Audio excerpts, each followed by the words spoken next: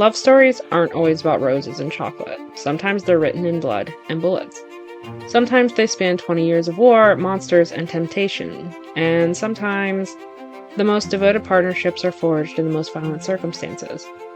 What if I told you that a Depression-era crime duo and an ancient Greek warrior king have more in common than you'd ever imagine? Two couples separated by thousands of years in an ocean who became symbols of the same thing. Absolute, unwavering, ride-or-die devotion. This is the story of love that survives everything, even death itself. Welcome back to Golden Cattle Media, where folklore, history, and legend intertwine. Today we're doing something special for Valentine's Day, exploring what happens when love meets violence, when devotion becomes legendary, and when till death do us part becomes more than just a promise. If you enjoy these deep dives into the stories that shaped our culture, hit that subscribe button. Our story begins in Ithaca, a rocky island kingdom in ancient Greece, sometime in the late Bronze Age.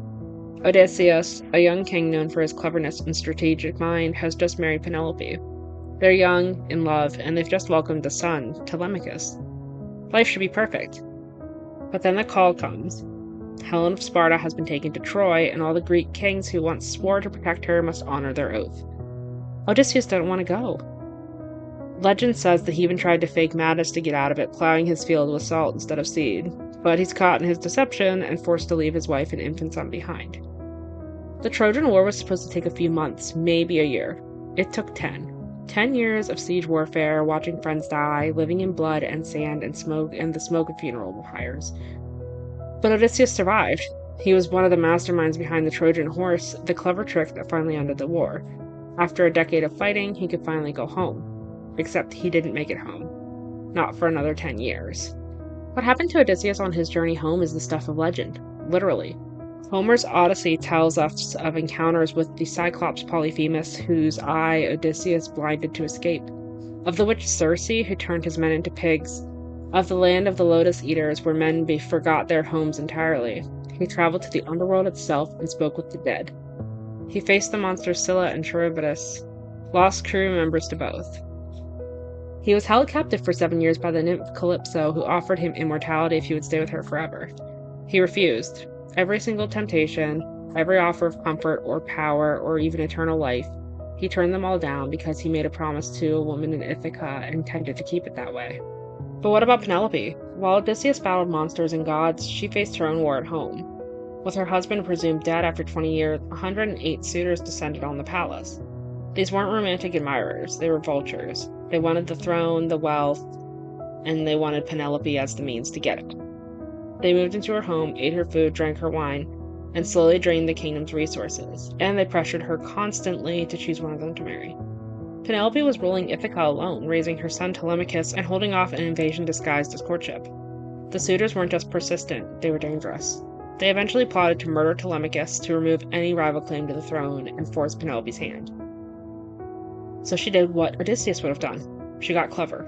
Penelope told the suitors that she would choose a new husband when she finished weaving a funeral shroud for her father-in-law. Every day she wove, and every night she secretly unraveled her work. For 3 years she bought time this way, hoping against hope that Odysseus might still be alive. She was faithful, not just in spirit but in strategy. She was fighting her own war, and her weapons were her patience and cunning. After 20 years, 2 decades of separation, Odysseus finally made it home, but he didn't announce himself. Disguised as a beggar, he entered his own palace to assess the situation, and what he found enraged him.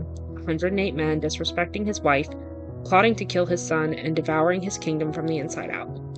Penelope, still not convinced the stranger was really her husband, devised one final test. She announced a contest. Whoever could string Odysseus' great bow and shoot an arrow through 12 axe heads would win her hand. Every suitor failed. The bow was impossible to string for anyone, except for Odysseus himself. When the beggar asked to try, the suitors mocked him, but Odysseus strung the bow with ease, fired the shot perfectly, and then turned the weapon on the suitors. With the help of Telemachus and a few loyal servants, Odysseus slaughtered all 108 men in a bloodbath that echoed the violence of Troy itself. Even then, Penelope was cautious. She tested him one more time, mentioning moving their marriage bed, which Odysseus had built himself from a living olive tree rooted in the ground, making it impossible to move. Only the real Odysseus would know this detail. When he responded with the correct information, she finally believed. After 20 years, Odysseus and Penelope were reunited. The devotion had survived war, monsters, gods, suitors, and time itself. They'd both proven that they would do anything, including commit mass murder, to protect what they'd promised each other. Their story became the classical ideal of faithfulness, patience, and unwavering love. But let's fast forward about 3,000 years to a very different kind of love story. West Dallas, Texas, 1930. The Great Depression has turned America into a nightmare. Banks are failing, people are starving, and trust in institutions, especially law enforcement, is at an all-time low. Corruption is rampant. The police are often more dangerous than the criminals, and in the Deep South, if you're poor, you're expendable. This is where Bonnie Parker and Clyde Barrow met. Bonnie was 19, a waitress and aspiring poet with dreams bigger than the dusty Texas town she was trapped in. She'd been married young to a man who ended up in prison, leaving her stuck in a dead-end life. Clyde was 21, a small-time car thief with boyish charm and a history of petty crimes. His family was dirt poor, struggling to survive, and Clyde had learned early that the system wasn't designed to help people like him. They met at a mutual friend's house, and according to Bonnie's own account, it was love at first sight. They recognized something in each other, a restlessness, a hunger for something more, and a shared understanding of what it meant to be forgotten by society. Within weeks, Clyde was arrested again and sent back to prison, and Bonnie, sweet poetic Bonnie, smuggled a gun in to help him escape. She didn't just fall in love with an outlaw, she chose to become one too. After Clyde was released in 1932, they began their infamous crime spree. But here's what most people don't understand about Bonnie and Clyde. They weren't master criminals. They weren't pulling off elaborate heists. They were desperate people robbing small-town gas stations and grocery stores, stealing cars, and occasionally hitting rural banks. They needed money to survive, to buy food, to stay ahead of the law. But they also lived by a strange code. If they took hostages during a robbery, which they did sometimes, they almost always let them go unharmed. Sometimes they even gave their hostages money for bus fare home. They weren't trying to hurt ordinary people. In their minds, they were fighting against the system that had crushed them, the banks, the corrupt cops, and the power structures that kept poor people poor. To the impoverished communities of the Depression-era South, Bonnie and Clyde became something like folk heroes. They were Robin Hood figures, stealing from the institutions that had stolen from everyone else. Newspapers romanticized them. People hid them, fed them, and refused to turn them in. But the violence was real. Bonnie and Clyde killed at least 9 police officers during their time on the run. Some of those shootouts were self-defense, reactions to ambushes and raids, others were just cold-blooded. The line between victim and villain blurred with every crime. Through it all, they stayed together. Bonnie could have left. She had a family, a mother she missed desperately, but she chose Clyde over and over again. And Clyde? Clyde showed his love in small, heartbreaking ways. Bonnie missed her mother terribly, so whenever they could risk it, even though it was dangerous, Clyde would drive her home for a visit. He'd wait in the car, keeping watch, knowing that every minute there increased their chance of being caught. But he did it anyway, because it made Bonnie happy. In 1933, Bonnie was seriously injured in a car accident. The car they were driving crashed and caught fire. Bonnie was badly burned. Her leg was permanently damaged, and for the rest of her short life, she walked with a severe limp. Sometimes she couldn't even walk at all. Clyde would carry her when they needed to move quickly. During robberies, during escapes, he'd scoop her up and run. Imagine that. They're being hunted by every law enforcement agency in the country. Every second counts. And Clyde Barrow, who could have run faster alone, who could have disappeared to the crowd, chose to carry Bonnie instead. He chose her survival over his own chance to escape every single time. That's not just love, that's devotion. By 1934, Bonnie and Clyde had become public enemy number 1. A massive manhunt was underway involving federal, state, and local law enforcement. Former Texas Ranger Frank Hamer was assigned to track them down, and he spent months studying their patterns, learning where they'd run, where they'd hide. On May 23, 1934, Hamer and his posse set up an ambush on a rural Louisiana highway. They knew Bonnie and Clyde would be driving through. They hid in the bushes and waited. When Bonnie and Clyde's stolen Ford V8 came around the bend, the officers opened fire without warning. No chance to surrender, no calls to stop, just bullets. 130 rounds fired in less than 15 seconds. The car was shredded. Bonnie and Clyde died together, their bodies so riddled with bullets that witnesses said they were barely recognizable. Bonnie was 23, Clyde was 25. The officers dragged their bodies out and put them on display. Crowds gathered to gawk, to take souvenirs, to strip pieces of Bonnie's dress and Clyde's shirt as morbid keepsakes. Their bodies were separated for burial. Bonnie's family wouldn't allow her to be buried next to Clyde, and even in death, they were torn apart. But before they died, they'd spent 4 years inseparable, 4 years on the run, sleeping in stolen cars, eating canned food in the woods, always moving, always together. They'd chosen each other over safety, over family, over any chance at a normal life, and when the end did come, they faced it side by side. So what do these two couples, separated by millennia and circumstance, actually have in common? First, let's acknowledge the elephant in the room. Both stories have been heavily romanticized, but the realities were much more complicated. The Odyssey is an epic poem, not a historical document. While it may have been based on real events from the late Bronze Age, including a real war at Troy, the story as we know it was shaped by Homer in the 8th or 9th century BCE. It's designed to teach lessons about loyalty, cleverness, and the costs of war. Odysseus and Penelope are idealized characters, literary constructions meant to embody certain virtues. The real Odysseus, if he existed, probably didn't fight a cyclops or resist a goddess for 7 years. But the core of the story, a long separation, a faithful wife ruling alone, a violent reunion, may have roots in actual Bronze Age politics and warfare. Similarly, Bonnie and Clyde were turned into legends even before they died. Newspapers sensationalized their crimes. Bonnie wrote poetry and took photographs that played into the romance of it all. The famous image of her with a cigar and a gun posing on the running board of a car. They were media-savvy outlaws crafting their own mythology. But the reality was grimmer. They killed people. They lived in squalor, rarely bathing, sleeping in their car, constantly terrified of being caught. Bonnie's letters reveal someone who wanted desperately to see her family, who knew she was probably going to die young, and who felt trapped by the choices she'd made. This wasn't a glamorous life. It was a brutal, short existence defined by violence and fear. Yet, both couples became symbols for a reason. They represented something their respective cultures desperately needed to believe in. For the ancient Greeks, Odysseus and Penelope embodied the ideal marriage: mutual respect, faithfulness despite temptation, and cunning partnership. They showed that even the gods couldn't break a true bond, that patience and cleverness could overcome any obstacle. In a culture where marriages were often political arrangements, their story offered hope that love and loyalty could exist within those structures. For Depression-era Americans, especially the poor, Bonnie and Clyde represented resistance. They were ordinary people who fought back against the banks, the police, the system that had abandoned them. The fact that they were young and in love made them even more sympathetic. They weren't just criminals, they were rebels, fighting the same enemies that everyone else wanted to fight but couldn't. The violence both couples committed was justified in their cultural narratives by the righteousness of their causes. Odysseus slaughtering 108 suitors is celebrated as justice. They plotted to murder his son and dishonor his wife. Bonnie and Clyde killing cops is complicated, but many saw it as self-defense against the corrupt and brutal system. Both stories also ask uncomfortable questions about devotion. Is loyalty always virtuous? If you stay by someone's side while they commit violence, does that make you complicit or faithful? Penelope didn't pick up a sword, but she enabled Odysseus' vengeance by testing him, by verifying his identity so he could carry out the massacre. Bonnie didn't pull the trigger on every victim, but she was there, a willing participant in the life they'd chosen. The historical record on Bonnie and Clyde is extensive. We have FBI files, photographs, newspaper accounts, letters, and museum archives. The Dallas Municipal Archives, the Bonnie and Clyde Ambush Museum, and the Library of Congress all hold documentation of their crimes and their deaths.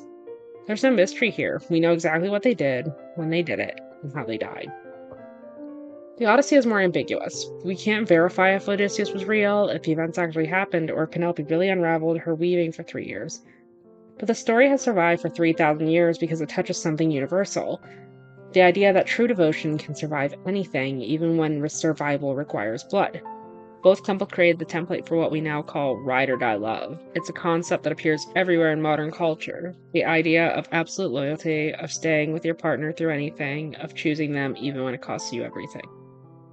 Beyonce and Jay-Z literally titled a song "03 Bonnie and Clyde," positioning themselves as a modern power couple willing to go to war together. Taylor Swift's Getaway Car draws on the same outlaw romance imagery. The phrase "my Bonnie" or "my Clyde" has become shorthand for intense, unbreakable partnership. Odysseus and Penelope, meanwhile, show up in everything from ancient Roman art to modern retellings like Epic the Musical by Jorge Rivera Herranz. Charles Frazier's novel Cold Mountain deliberately mirrors the Odyssey's structure, a soldier trying to get home to his faithful love after a long war. The archetype never dies because the core emotional truth, the longing, the faithfulness, the reunion, resonates across time. But here's the paradox. We're drawn to these stories even though they're deeply tragic. Bonnie and Clyde died young, their bodies riddled with bullets, never achieving any of their dreams.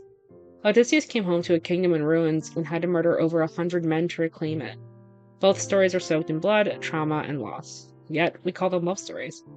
Maybe that's because real devotion isn't about easy choices. It's about choosing someone when it's hard, when it costs you something, when the world tells you to walk away.